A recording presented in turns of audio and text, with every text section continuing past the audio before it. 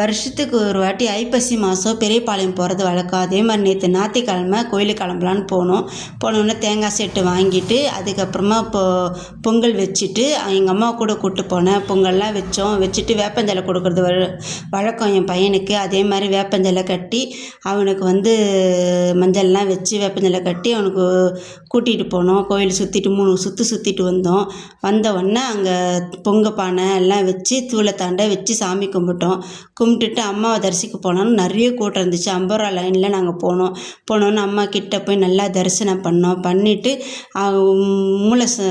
உற்சவ சிலை இருக்கும், அந்த அம்மாவையும் பார்த்துட்டு வெளியே வரும்போது அங்கே சுவாமிங்க எங்களுக்கு தீர்த்தமும் மஞ்சள் குங்குமம் எல்லாம் எங்களுக்கு கொடுத்தாங்க.